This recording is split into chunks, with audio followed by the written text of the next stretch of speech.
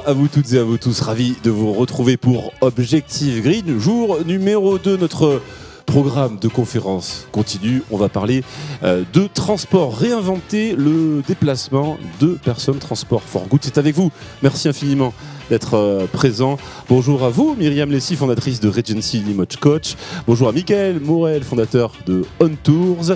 Je salue également Vincent Bonnier, dirigeant de Covoiturage Simple, et Jérémy Blondin, directeur du pôle expérience pour Playground. Merci d'avoir répondu à l'invitation des organisateurs d'Objectif Green. Le transport est une composante essentielle, bien sûr, de l'organisation d'événements sportifs pour déplacer le matériel et les personnes, d'événements sportifs, mais bien sûr d'événements culturels et autres types d'événements qui nous rassemblent ici à l'occasion d'Objectif Green. Cela ne vous surprendra pas d'entendre ici que le transport est lié que le transport est le premier poste d'émission de gaz à effet de serre pour un événement. 80% de l'empreinte carbone des grandes manifestations sportives est liée au déplacement des spectatrices et des spectateurs. Selon un sondage de l'association des élus en charge du sport, 78% des élus interrogés n'ont jamais mis en place un système incitatif de transport en commun pour encourager les spectatrices et spectateurs à se rendre au stade ou dans la salle. Si les grandes vagues de sondages successifs pointent bien sûr la volonté des Françaises et des Français à agir, le chemin est loin d'être parcouru. Selon un sondage toujours Ipsos, 90% des Français souhaitent pouvoir réduire l'impact écologique de leurs déplacements quotidiens et 54% estiment que leurs modes de déplacement ont des impacts négatifs sur le climat de la planète. On va déjà, pour commencer, présenter un petit peu vos sociétés pour faire justement connaissance. Myriam, vous avez créé Regency Limoges Coach en 2010. Vous comptez 15 collaboratrices et collaborateurs entre Boulogne-Billancourt et Dubaï, et votre offre, c'est d'intervenir sur le dernier kilomètre. Oui, absolument. Alors nous, on est plutôt dans le transport du corporate, événementiel, luxe et officiel. Voilà. Donc on intervient sur le dernier kilomètre en moto, berline, van, minibus et autocar, avec une grande responsabilité sur l'organisation des transports, des transferts qui sont pensés en amont avec les organisations. Voilà. Et vous nous pour l'expérience client, justement. Et justement, en parlant d'expérience client, vous nous présenterez de toutes les solutions engageantes justement pour réduire l'impact également de vos activités. Mickaël, On Tours est né en 2009. Vous êtes basé à Dole, dans le Jura, et vous proposez des plans de transport sur mesure. Je vous laisse nous en dire plus. Oui, bonjour à tous. Donc, tout à fait. Donc, On Tour, on est un tour opérateur, donc une agence de voyage spécialisée pour faciliter l'accès du grand public sur vos événements. Donc, en partenariat avec l'organisateur, on crée des plans de bus sur mesure au départ des grandes villes de France, Suisse ou Belgique pour converger vers l'événement, arriver à la bonne heure et au bon endroit. Et avec en plus de cela, on y reviendra, un statut de tour opérateur qui vous permet également d'avoir des offres de billetterie, et on y reviendra, et tout l'impact également aussi sur ces sujets-là en termes d'offres commerciales. On part cette fois-ci du côté de Lyon avec vous, Vincent, pour parler de Covoiturage Simple, société créée en janvier 2019. Votre ambition, c'est de proposer des solutions de transport partagées entre particuliers sur événements. Oui, tout à fait. On propose un système de covoiturage aux organisateurs d'événements qui permet aux spectateurs, visiteurs de déposer une annonce comme quoi ils cherchent ou proposent une place dans une voiture et de prendre contact les uns avec les autres sans création de login ni mot de passe, très simplement, afin de partager les véhicules pour se rendre à un événement en diminuant l'impact carbone tout en se rencontrant en amont. Jérémy Blondin, on continue avec vous. Playground, agence créée en 2017, vous organisez des événements et vous déployez également des dispositifs de transport à destination d'organisateurs d'événements sportifs sur différents types de mobilité. J'aurais pas fait mieux. C'est vrai, c'est parfait, c'est excellent. Playground, effectivement, basé à Paris, mais aussi bureau à Bordeaux, Marseille. 3 départements, pour faire court. Un département outdoor, où on organise des courses à pied et des courses de vélo. Un département services, où effectivement, là, ça vient répondre à ce que tu dis, aux différents besoins des organisateurs. Et un 3e département qui est le pôle expérience, où là, on vient créer et promouvoir des événements à part entière. On continue avec vous, Mickaël et Vincent. Je faisais écho justement à ce sondage. 70% des élus interrogés, d'après les élus en charge du sport, qui est une association, qui n'ont pas mis de politique pour inciter justement l'utilisation de transports en commun. Les événements, bien sûr, d'envergure doivent être pensés avec une offre en bonne et due forme pour inciter à, bien sûr, emprunter les transports en commun. Comment développer une politique d'incitation aux mobilités partagées, que ce soit du covoiturage et du transport public également? On commence avec vous, peut-être Vincent, pour la partie covoiturage. Ouais. Nous, on se rend compte que ce qui booste vraiment le covoiturage, c'est effectivement un petit incitatif. Et après, d'une manière, là encore, inspirée de l'écologie, c'est à chaque lieu, chaque événement de trouver le bon filon, quoi. C'est-à-dire quelque chose de facile à mettre en place. Ça peut être une place au premier rang, ça peut être une place de parking réservée, ça peut être le catalogue offert, une réduction sur le billet. Il y a 1000 choses à trouver et à inventer propres à chaque lieu et chaque événement. Mais c'est sûr que l'incitatif va vraiment faire toute la différence. Et le deuxième axe sur lequel on travaille, c'est la visibilité. Parce que s'il y a une offre de transport qui est proposée, il faut qu'elle soit visible. Donc nous, les deux axes, c'est vraiment effectivement la politique d'incitation, quelle que soit l'échelle, et la visibilité de cette politique d'incitation. Donc voilà, on va avoir de plus en plus des départements qui proposent d'avoir son ticket de transport offert quand on prend un ticket pour tel ou tel événement, pour l'opéra ou choses comme ça. Donner de la visibilité à ces incitatifs, ça permet à chacun de proposer tout ça. Et donc, sur voilà. l'incitatif, on doit l'intégrer aussi, bien sûr, en amont de sa stratégie, parce que c'est un impact aussi sur le modèle à la fois organisationnel et aussi économique, je suppose, naturellement. Oui, tout à fait, tout à fait. Et c'est pas toujours forcément en monnaie que ça peut être pensé. Il y a vraiment nous, on a des gens, par exemple, qui font du copiétonnage ou du covéloage. Donc là, typiquement, copiétonnage, il n'y a pas d'échange marchand. Pour autant, en fait, les petits incitatifs vont donner à la personne l'idée de visibiliser son trajet qu'elle fait peut-être déjà en covoiturage sans qu'on le sache. Nous, on a beaucoup de gens qui vont à un événement en covoiturage. De toute façon, ils passent prendre Michel, machin et trucs. Il leur reste de la place, mais ils n'ont pas d'idée de pourquoi le montrer. Et avec un incitatif proposé, on se dit, tiens, une place au premier rang ou machin, peut-être qu'on n'en profitera même pas, mais ça donne à voir, visibiliser ce qui existe, quoi. Et on reviendra avec vous également sur l'incitatif et sur le modèle type du covoiturage pour savoir comment justement on price aussi également une prestation comme celle-ci quand on est par exemple particulier. Mais on continue cette fois-ci avec vous, Mickaël. Comment développer une politique d'incitation en mobilité partagée? Vous avez des exemples? Oui, en fait, souvent l'organisateur il pense au flux de public une fois que la personne est dans son enceinte, dans son événement, mais il ne pense pas à comment le faire venir plus facilement. D'ailleurs, souvent, nous, notre concurrent à tous, c'est l'autosolisme, les gens qui viennent tout seuls en voiture. Donc que ce soit le bus, le train ou le covoiturage, on est complémentaires pour apporter d'autres solutions de transport. Et après, il faut... nous, on a un côté éducatif envers les événements, donc pour leur expliquer, leur montrer que d'autres solutions peuvent exister et pour inciter les changements quasiment quotidiens des citoyens. Donc il y a des pays qui sont plus en avance que nous, les anglo-saxons ou les Suisses qui ont l'habitude de prendre le train ou le bus pour aller sur des événements. Donc après, ça peut passer par un parking voiture payant pour inciter... Parce qu'en fait, souvent les organisateurs, ils vont inclure... ils vont dire que le parking est gratuit, sauf qu'en fait, ça demande des bénévoles, ça demande du barriérage, ça demande de la surface, et ils décident de l'inclure dans le coût global de l'entrée de l'événement.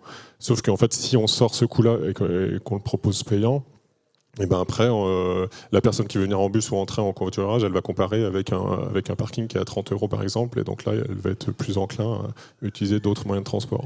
Comment on mobilise les collectivités locales, territoriales sur ce sujet? Parce que c'est aussi au premier rang un sujet assurément politique. Est-ce que ce sujet ne doit appartenir finalement qu'au champ politique? Et peut-on peut-être élargir ce sujet aussi à d'autres parties prenantes? Oui, bien sûr. Après, c'est un sujet de société globale où il y a certaines régions qui incluent dans leur appel d'offres de transport en bus. Il y a les lignes régulières normales et après, il y a un budget qui est alloué à l'événementiel. Mais pour l'instant, il n'y a que certaines régions qui le font, par exemple. Mais souvent, dans les régions, le responsable mobilité, le responsable événementiel, etc., ils ne se connaissent même pas. Enfin, il y a un exemple en Bretagne où ils ont mis 4 ans à faire un rendez-vous entre le responsable mobilité et voilà. Donc oui, c'est un sujet de société dans le fond. Pour accélérer la transition, il faut aussi accélérer le fonctionnement et l'organisation. Myriam, on continue avec vous. Alors vous, bien sûr, comme tout type de professionnel du transport, votre hantise, c'est naturellement le kilomètre à vide, et on le comprend pourquoi. Justement, pour revenir sur cela, vous anticipez, et le plan de transport doit aussi être intégré forcément à la stratégie organisationnelle de l'événement, parce que vous avez développé une expertise de flux, parce que vous avez aussi bien sûr développé des expertises de programmation navette et de dimensionnement de vos flottes. Comment est-ce que l'on co-construit tout cela avec les organisateurs, et pourquoi justement l'importance de ces sujets flux, horaires, dimensionnement de la flotte impacte l'offre de transport in fine sur l'environnement? En fait, un événement, c'est une expérience. Enfin, c'est un message à passer. Et tous les organisateurs qui pensent à la logistique, ils pensent aussi à l'expérience des participants à cet événement. Pour nous, l'expérience client est au cœur de notre métier et la mobilité en fait partie, puisque c'est ce qu'on disait, enfin c'est ce que tu disais, Michael, c'est le door-to-door. C'est-à-dire que, ok, on va à un concert, mais comment on y va, quelle est l'expérience jusqu'au concert, est-ce qu'on va arriver en forme au concert, par exemple? Si tout n'a pas été pensé en avance sur la fluidité pour tout public, en fait. Notamment sur la programmation, c'était un sujet que vous me confiez, ça c'est un gros sujet, c'est l'anticipation, en fonction de l'heure. En fait. Voilà. Oui. Alors c'est un peu, peut-être ma formation un peu militaire à ce niveau-là, mais tout s'anticipe, et sur les JO, par exemple, vous avez un bon exemple, où là, en revanche, les transports ont été pris en compte dès le départ pour tous les publics, que ce soit les spectateurs ou les athlètes ou les VIP. Et là, on anticipe sur le cheminement, la fluidité, les parkings, on fait des repérages. Tous les sponsors ont eu droit à 2 jours de repérage de tous les parkings en fonction des véhicules qu'ils avaient et du type.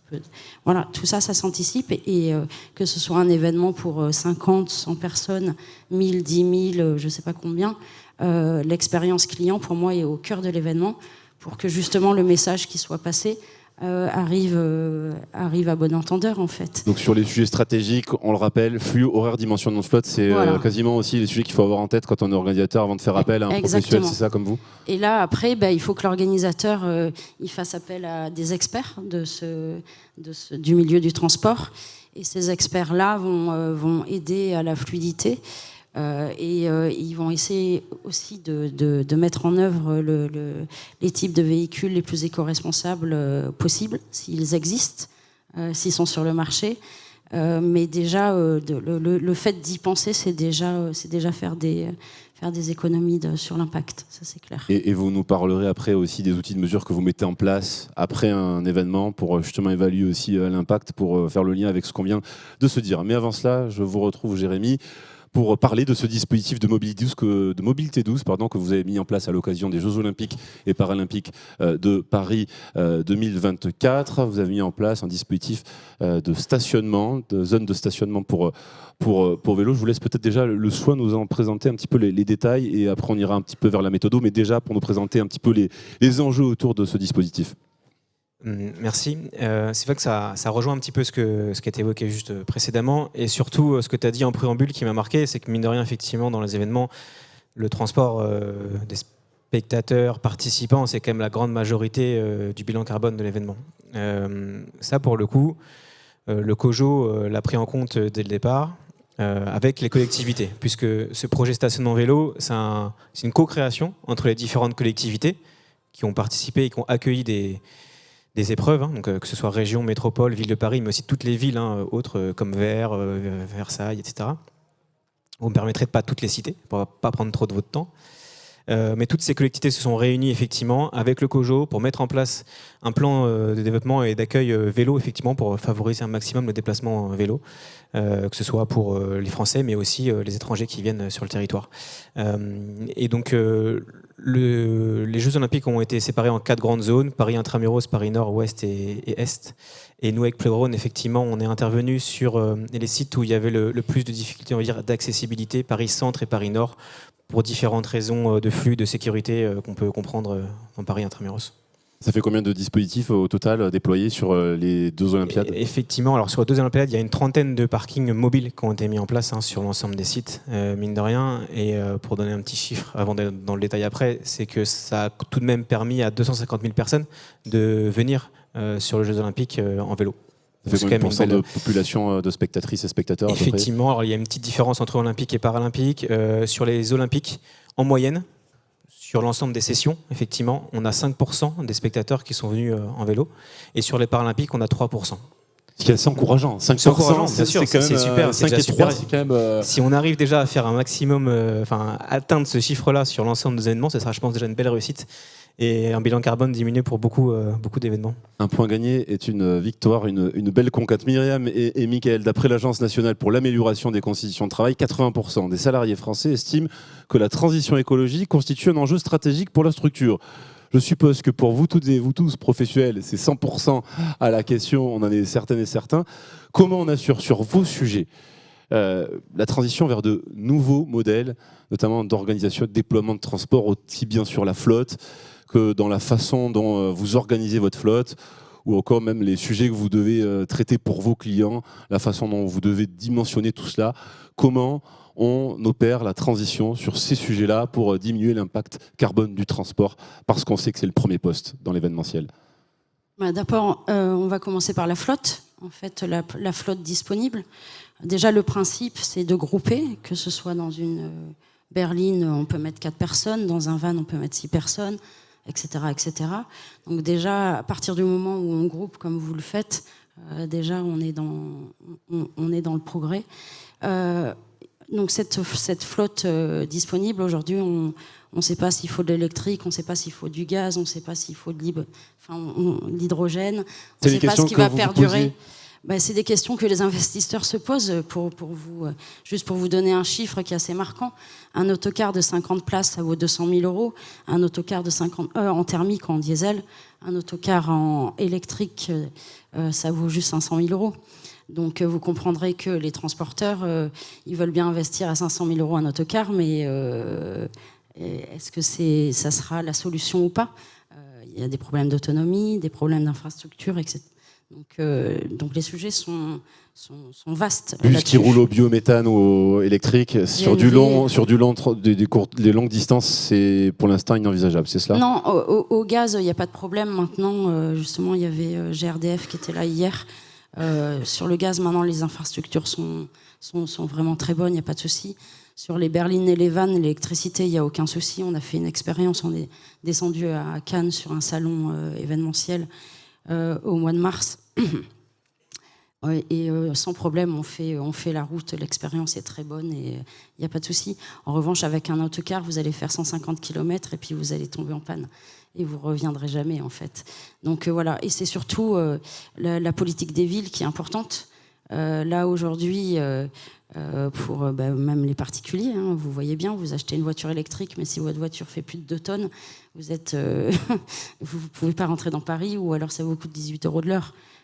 Donc on ne comprend plus rien. Nous, en ce qui concerne les VTC, ce qu'on appelle nous la grande remise pour l'événementiel, on a tous investi dans des véhicules 100% électriques, sauf que dans Paris, on n'a aucun avantage et ça coûte très cher. Pourquoi? Dommage. Voilà, donc ça c'est un premier point. Le deuxième point, c'est l'éco-conduite. Alors on en parle beaucoup, mais on la mesure très peu. Nous, on travaille avec une start-up qui mesure l'éco-conduite et qui récompense les conducteurs. C'est top, on essaie de la promouvoir. En fait, on a un espèce de rôle d'influenceur pour influencer tout le monde à pratiquer les bonnes pratiques. Donc l'éco-conduite, c'est ralentir, l'éco-conduite, c'est moins 40%.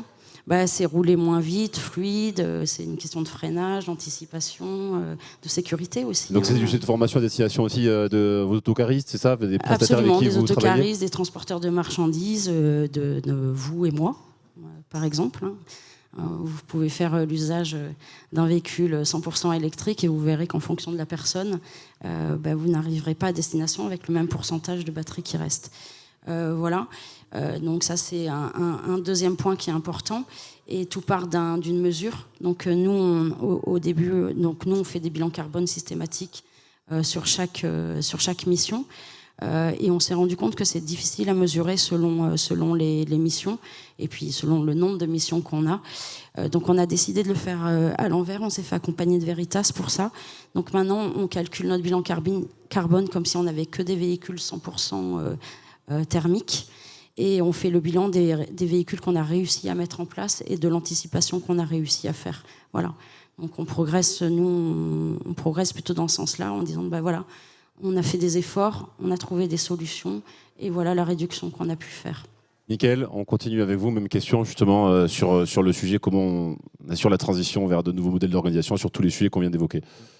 Ça peut passer par la contrainte, mais dans le bon sens du terme. Où, donc nous, comme on l'a vite fait évoquer tout à l'heure, donc nous, soit on vend du transport aller-retour, donc pour les particuliers au départ de telle ville pour aller sur tel événement, ou aussi on peut le packager donc avec le billet de l'événement.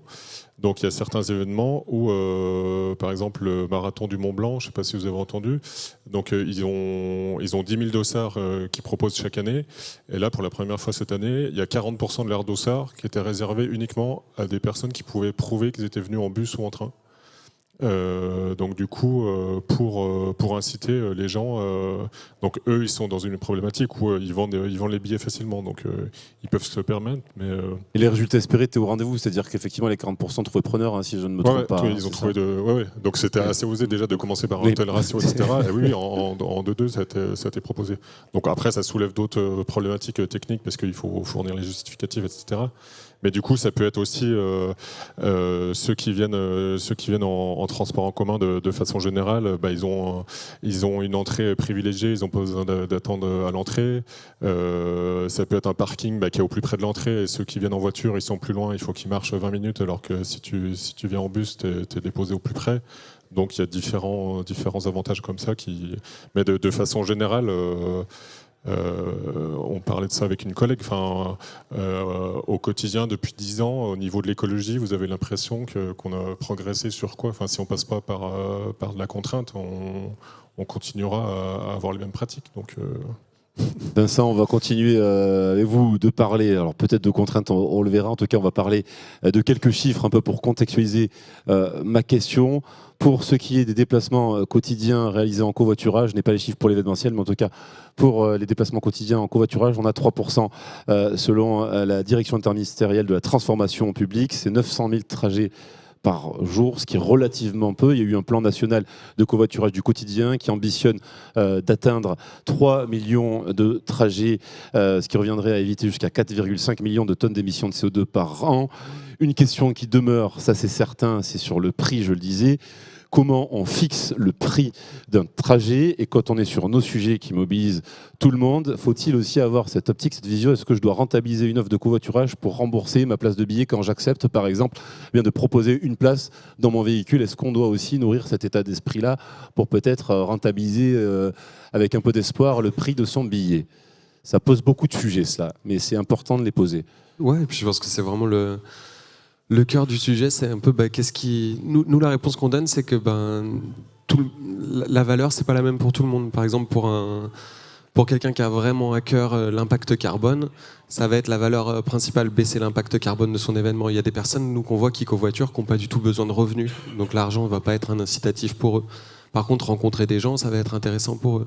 J'avais parlé avec une personne qui était en situation de handicap qui me disait mais nous dans cette équation, parce que nous on a besoin de gens avec qui aller à l'événement, on n'a pas de problème de revenus, on a tous une voiture, on ne peut pas faire autrement parce qu'on ne peut pas prendre une voiture qui n'est pas aménagée. Par contre moi je voyage à vide et je suis ok pour faire des détours, j'ai rien à faire en plus, ça me plaît comme idée. Donc en fait qu'est-ce qui a de la valeur pour chacun, c'est vraiment propre. Là aussi on peut s'inspirer de la nature en se disant c'est pas la même valeur partout. Il y en a un pour qui rencontrer du monde, ça a de la valeur. Une autre personne, effectivement, c'est difficile de prendre la voiture et d'assumer le coup tout seul. Donc voilà, nous, on reste là-dessus en se disant, on en parlait avec Michael, comment on peut visibiliser l'offre de bus. Nous, c'est plus intéressant pour nous que quelqu'un prenne un bus encore qu'une voiture. Parce que du coup, le but, c'est que se rencontrent les gens et d'économiser l'impact carbone. Donc c'est encore plus intéressant.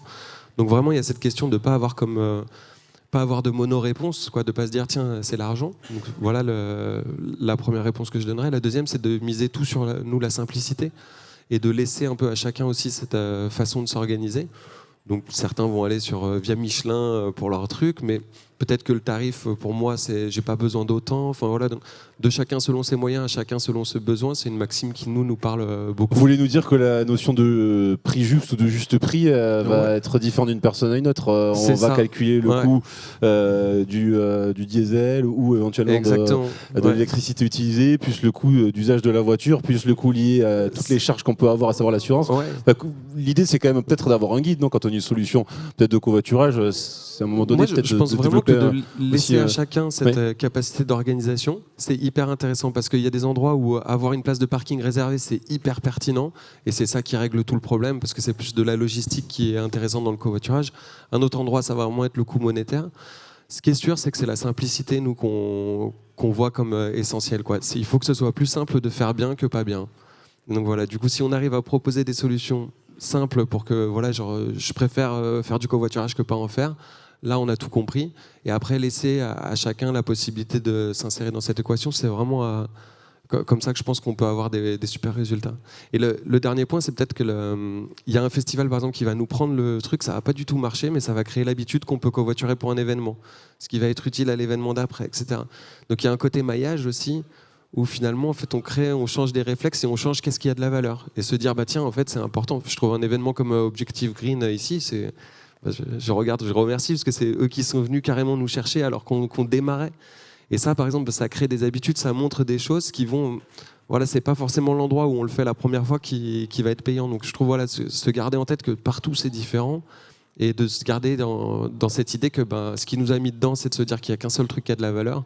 Donc garder en tête que la rencontre, le machin, l'écologie, pour chacun c'est différent, quoi. Voilà. Jérémy, on continue avec vous pour parler et présenter ce dispositif de solutions que vous avez déployé pour les Jeux Olympiques et Paralympiques. C'était, je le rappelle, donc des dispositifs de stationnement pour vélo, 30 au total, 5% vous le disiez pour les Jeux Olympiques, 3% pour les Paralympiques en niveau des utilisateurs. Comment est-ce que vous avez déployé justement tout ce dispositif en termes de méthodologie? Quelle est l'approche avec les collectivités locales mobilisées? Et justement sur la partie plutôt diffusion un petit peu de l'information, comment est-ce que vous avez incité à faire venir des usagers? Effectivement, pour l'anecdote, déjà entre nous, toutes les personnes qui étaient impliquées sur le projet, c'était un petit peu la licorne à l'intérieur des Jeux Olympiques, parce que c'est un projet qui n'existe pas en fait. On a dû le créer, on a dû le co-créer, on a dû utiliser à la fois le contexte du COJO, que vous connaissez tous, en tout cas du moins en partie, et surtout le contexte sécuritaire, bien sûr, et le contexte des collectivités. Et la difficulté qu'on a eue, effectivement, c'est qu'il a fallu impliquer les collectivités dès le début. C'est-à-dire que nous, on est arrivé sur le dernier maillon de la chaîne mobilité vélo, puisque vous vous en rappelez peut-être, il y a eu beaucoup de pistes cyclables, on appelait ça des voies olympiques à l'époque, effectivement, qui ont été mis en place à la fois à Paris intramuros, mais pas que, dans les départements, dans les régions aussi, pour favoriser ce déplacement en vélo. Et donc il a fallu prendre en compte toutes les considérations et les contextes des collectivités, avec les avantages et les inconvénients que ça a, effectivement, parce que même pour eux, c'était pas forcément évident de devoir parler à un interlocuteur qui est énorme comme le COJO, à des prestataires comme nous, on avait des considérations très opérationnelles, hein, combien de personnes, combien de matériel, etc., avec des demandes en last minute, et des fois des installations pour la cérémonie d'ouverture et une désinstallation à 3h du matin après la cérémonie d'ouverture, qui font que tout ça rend les choses un peu complexes. Mais la clé, effectivement, en espérant effectivement qu'on jugera que c'était une réussite, c'est qu'il a fallu beaucoup de temps pour discuter avec les collectivités, pour leur expliquer ce qu'on fait, pour leur expliquer nos besoins, et avoir beaucoup de pédagogie pour leur dire qu'on était là pour les aider, on n'était pas là pour les embêter. Effectivement, au début, on passe un peu pour les chieurs, hein, si je peux me permettre, mais en même temps, on est aussi là pour empêcher de tourner en rond et leur dire comment nous, on peut mettre les choses en place. Après, on s'adapte aussi, évidemment, aux besoins des collectivités. Donc, selon les sites, effectivement, il y a eu des besoins différents en termes de sécurité, de barriérage, de signalétique, etc. En fait, les freins, c'était plutôt de mobiliser des ressources de la part des collectivités, c'est ça? C'est empiéter un petit peu sur l'espace public, mobiliser peut-être des ressources des collectivités? Parce que c'était une co-création à la fois. D'accord. Parce qu'à la fois, il y avait les plans des voies olympiques qui allaient être mis en place plus ou moins en last minute. C'est-à-dire qu'il y a des voies cyclables qui ont été mises en place bien en amont et c'était facile. Il y avait des voies cyclables qui ont été mises en place une semaine avant les Jeux Olympiques. Donc du coup, on a dû aussi s'adapter la dernière semaine sur comment on met en place et comment les ressources de la collectivité et nos ressources peuvent se coordonner. Oui, donc ça reste des méthodes qui restent agiles parce qu'effectivement, après, en termes de dispositifs, on est capable, selon le dimensionnement, après, de les déployer assez facilement, c'est ça? Exactement. L'objectif, c'était quand même de cadrer un maximum, en tout cas la majorité des besoins des collectivités, et de se laisser la marge de manœuvre sur la dernière semaine, parce qu'on savait effectivement que ça allait évoluer, ne serait-ce que par des questions d'infrastructure et de BTP quand ils allaient installer les dernières voies olympiques. Vous l'avez compris, j'aime les chiffres et je vais encore une fois vous présenter un sondage. Selon le sondage, les Français, l'usage de la voiture réalisé par Opinionway pour Les Échos. et Movin, 75% des répondants de ce sondage ne sont pas prêts à renoncer à la possession d'un véhicule personnel. Près de 7 Français sur 10 considèrent les transports en commun comme une solution d'avenir, mais beaucoup attendent un service beaucoup plus performant. Vous voyez un petit peu les paradoxes entre tous ces chiffres-là. Ma question, elle s'adresse à vous quatre. Quelle est la perception du public sur le sujet de la mobilité partagée à l'occasion d'un événement? Qu'est-ce que vous sentez, vous, quand vous allez voir un organisateur, que vous allez voir également les usagères et les usagers, en termes d'avantages, de freins? Quels sont les sujets que vous pouvez retrouver? On commence avec vous, Vincent. Moi, je dis en blaguant qu'on a un peu l'effet Arte, nous. Genre, tout le monde trouve ça super ce qu'on fait, mais bon, on regarde Netflix, quoi. Donc voilà, c'est pour ça que je dis encore une fois, il faut que ce soit simple, il faut que ce soit incitatif. Parce que voilà, la voiture, moi, ce que je vois comme rapport, c'est que les gens, c'est une extension de leur maison. Et c'est le cheval du cow-boy, quoi. C'est genre la simplicité, c'est je pars quand je veux. Tiens, si je m'ennuie, je repars. Tiens, si je dois emmener machin à l'hôpital, ça peut partir vraiment d'une bonne intention. Mais tiens, je veux pouvoir dépanner qui je veux, etc., etc. Donc tout le monde préfère avoir sa voiture. Après, ça se prête pas forcément facilement une voiture aussi, parce que voilà, selon les cultures aussi, chacun va avoir un rapport différent, mais c'est le dernier endroit où on peut dormir aussi en cas de problème, la voiture. Donc je pense qu'on n'enlèvera pas la voiture comme Internet n'a pas remplacé la radio ou des choses comme ça. Donc il faut trouver comment aménager les choses. Par contre, c'est vrai que moi j'aime mieux l'idée de simplifier le fait de faire bien plutôt que complexifier la vie aux gens, mais c'est vrai que si par contre on se dit putain, en fait, en prenant pas la voiture, je me tape pas la galère du parking, je me tape pas la galère du machin, etc. Donc nous, encore une fois, là, on répond pareil, simplicité, aidons les gens à faire ce qui est le moins coûteux. Et en se basant sur chaque possibilité de chaque acteur. Nous, on a pris une charte graphique avec plein de petits animaux, parce que bon, voilà, l'institutionnel, par exemple, pour nous, c'est un peu l'éléphant. C'est quand tu vas nous donner de l'argent, il va nous donner 160 000 € sur 4 ans, c'est l'Europe, etc. Mais il faut un gros dossier. À côté, on a plein de gens, je vois Darwin là, qu'on découvrait hier, ils sont hyper inventifs, ils vont à toute vitesse, etc. Mais si on allie les deux, ça donne des super trucs.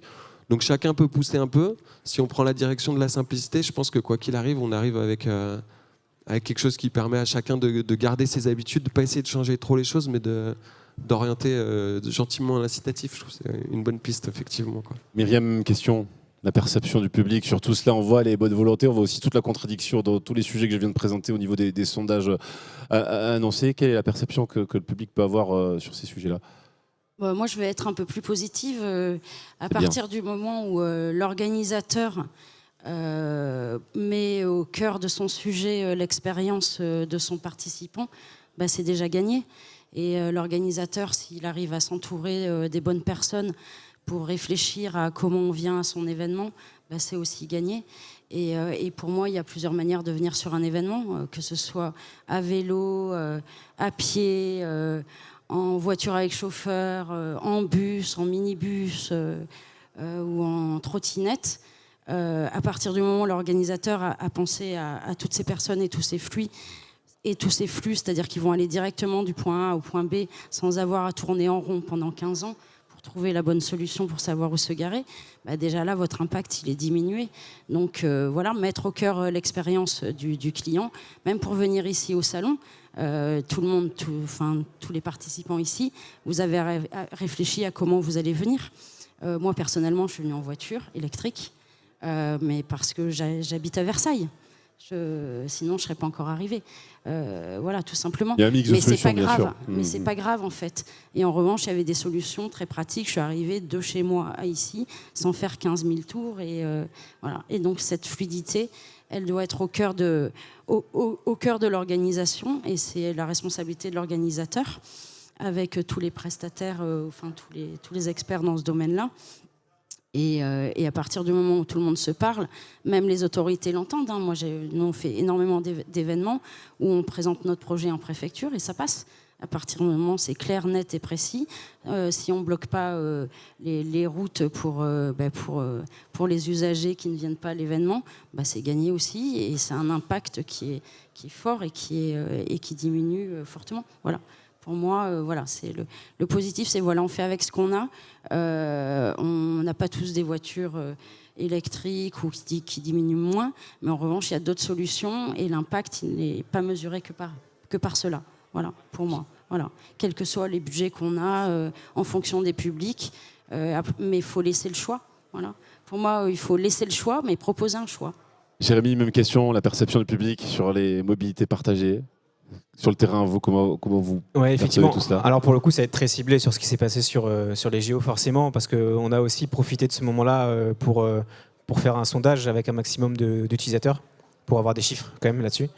Déjà, la bonne chose tout de même, c'est que 90% se sont dit en sécurité, mine de rien, sur le fait de venir en vélo pendant les Jeux Olympiques. Donc c'est déjà une très bonne nouvelle, effectivement, et on espère qu'on va convaincre les 10 autres pourcents aussi à venir en vélo, et qui sont en sécurité en tout cas. Ce qui est intéressant aussi, effectivement, de voir dans les chiffres, vous me permettez, je regarde mon téléphone parce que je regarde les statistiques en même temps pour donner des chiffres sûrs, c'est que, mine de rien, dans les retours qu'on a, sur 100% des gens qui sont venus chez nous, 30% disent que le vélo a substitué un autre moyen de transport. Et dans ces autres moyens, effectivement, il y a taxi, VTC, voiture personnelle et bus aussi potentiellement. Donc après, là-dedans, effectivement, il y a un peu à boire et à manger, on s'entend. Mais en tout cas, dans ces 30%-là, mine de rien, il y a quand même du carbone en moins à éviter avec tous les véhicules et tous les taxis évités. C'est quand même à prendre en compte. Et je pense que c'est le principal que je peux vous dire pour l'instant. Mickaël, on va continuer avec vous justement sur la perception du public sur le sujet de la mobilité partagée. L'expérience de l'événement, en fait, elle commence à partir du moment où on sort de chez soi. Donc du coup, on peut avoir une voiture et l'utiliser quotidiennement pour aller au travail, mais après, suivant l'événement où il est, si nous, par exemple, on déplace des provinciaux pour aller sur les gros concerts au Stade de France, parce qu'il y en a certains qui ont peur de venir sur Paris, où la circulation, ça leur fait peur. On a fait l'année passée à CDC à l'hippodrome de Longchamp entre les JO et les Jeux paralympiques. Du coup, avec les problématiques d'hébergement, de transport, de parking, etc., du coup, on a rempli plus que d'habitude parce que les gens ils se sont dit en fait, le bus, il me prend dans ma ville, il me dépose au pied de l'événement à la bonne heure, j'ai le temps de boire un coup avant le concert, je fais le concert, c'est fini à minuit, je remonte dans le bus, je dors, je rentre chez moi.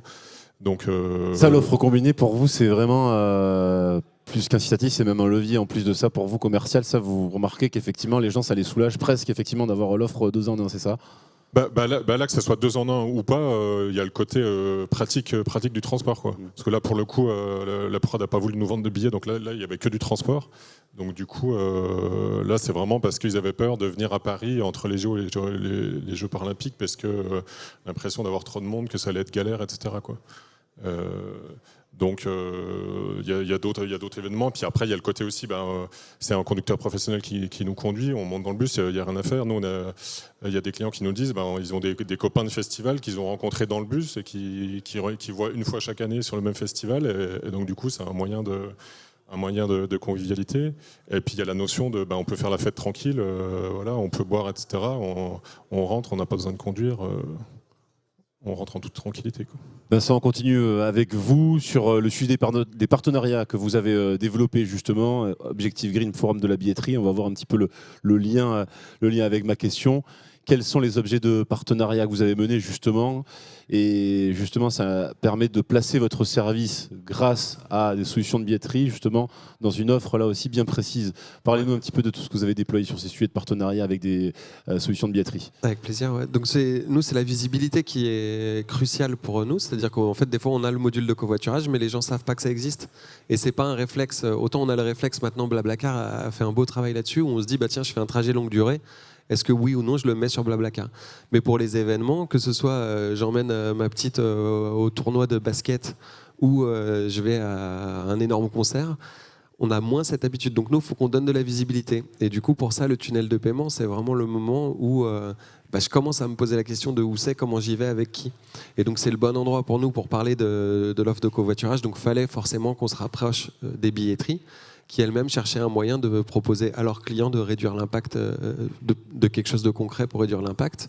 Et donc là, on a pu faire des partenariats avec Yourplan, Mapado, Rodrigue, Ressources, tous les grands noms un peu de la billetterie culturelle nous ont aidés, épaulés à réfléchir comment on peut rejoindre le tunnel de paiement, comment on peut faire quelque chose de simple, qui s'ajoute un peu à l'achat du billet, qui parle de ça.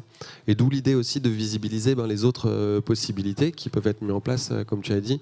Tiens, mais en fait, si je sais qu'il y a un parking vélo, je vais prendre le vélo, en fait. Et je pense que c'est dans la billetterie qu'il y a un moment où on peut parler à tout le monde Et donc c'est forcément avec eux qu'on va avoir envie de travailler pour envoyer le mail au bon moment récapitulatif. Voilà. Donc nous, c'était vraiment ce tissage avec les billetteries, puis on a les mêmes clientèles, donc ça fait de la synergie, comme nous on est dans la mutualisation. Eh bien, je trouvais la transition avec le vélo, belle transition avec le vélo, puisqu'on va revenir avec vous, Jérémy. On parlait de ce succès, de ce déploiement.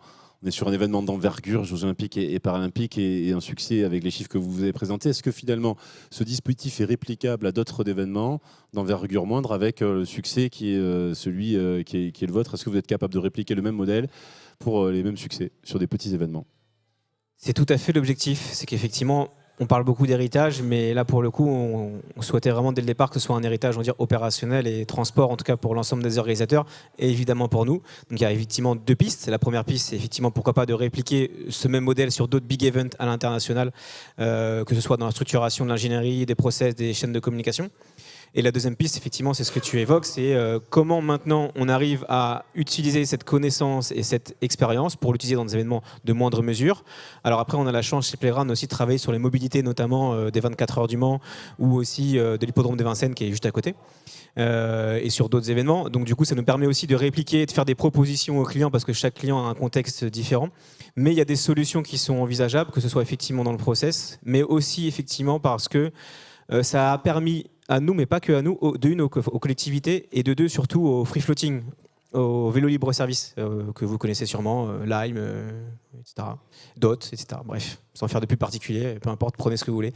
Et donc du coup, même dans ces entreprises-là, en fait, ça les a forcés pendant 1 an à réfléchir communément avec nous et le COJO sur comment ils peuvent mettre en place des solutions événementielles. Et du coup, grâce à cette expérience-là, effectivement, on a quand même des relations privilégiées, on peut les utiliser de manière très éphémère sur nos événements. Et effectivement, c'est un petit tips effectivement pour les organisateurs qui sont là.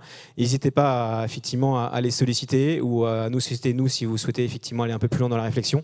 Mais il y a des solutions éphémères mises en place à la fois par Vélib, mine de rien, qui est quand même un acteur incontournable à Paris, mais à la fois aussi effectivement par des acteurs du free floating, avec d'autres conditions, un peu plus effectivement de temps de planification, mais c'est réalisable. Ça fait de belles offres complémentaires et on vous remercie aussi de les présenter et de les citer, de les illustrer ici avec nous. On va bien, cette fois-ci se tourner vers celles et ceux qui nous ont suivis et qui ont peut-être des questions à vous poser. Avez-vous des questions justement sur ce sujet de transport for good, réinventer le déplacement des personnes? C'est à vous de jouer. Pas de questions visiblement. Oui, vous avez une question. Bonjour, je vais vous donner le micro et je vais vous laisser peut-être le soin de vous présenter avant tout.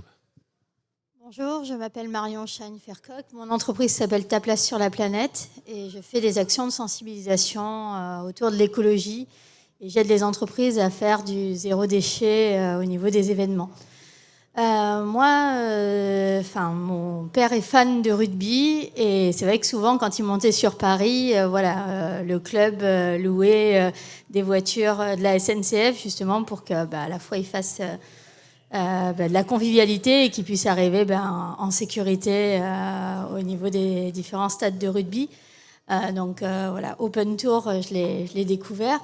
J'avais juste une remarque notamment par rapport aux Jeux Olympiques, parce que moi je suis parisienne et c'est vrai que ce qui a vraiment été défavorable au niveau des JO, ça a été le monde du politique qui en fait a changé plusieurs fois de version.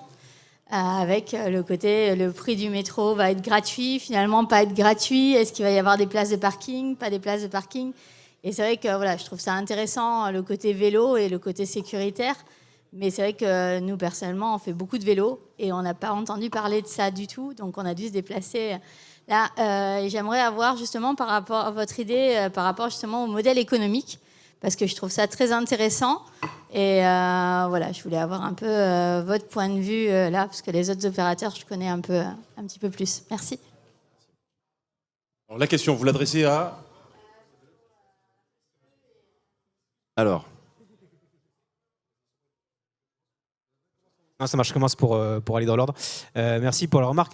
Alors, oui, vous avez raison. Nous, on se doit de vivre dans un contexte forcément économique, politique, qui fait que c'est pas forcément évident. D'autant plus dans les COJO, où tout est exacerbé, et d'autant plus dans le contexte politique national et international qu'on connaît tous. Bref, ceci étant dit, on est obligé de faire avec.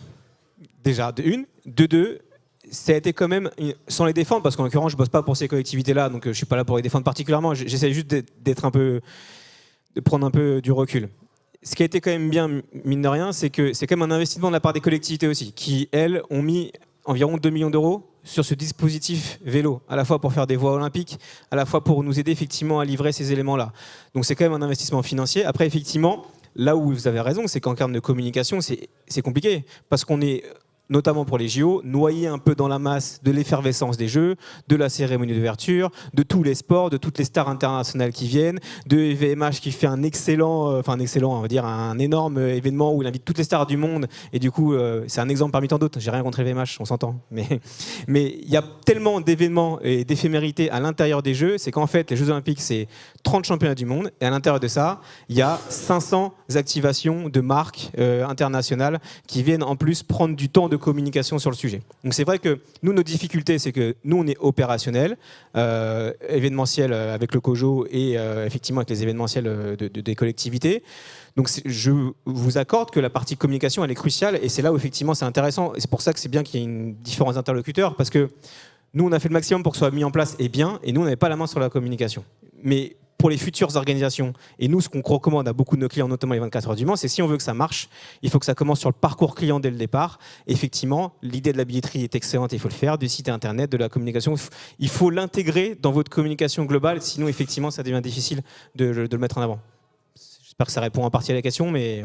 Le faire savoir, effectivement, ça reste un sujet très important. Mickaël, vous vouliez peut-être compléter. Oui, nous, on reste des prestataires techniques, et en fait, c'est vraiment à l'événement de communiquer sur les transports, si possible, en même temps que la billetterie, où c'est un réel impact. Mais oui, nous, on voit la différence des événements partenaires qu'on a chaque année. S'ils nous mettent moins bien en avant d'une année sur l'autre, ça a un impact direct sur les ventes. Je suis navré, mais nous n'avons plus de temps pour d'autres questions, mais on prolongera les discussions justement à l'issue de cette conférence. Encore une fois, merci.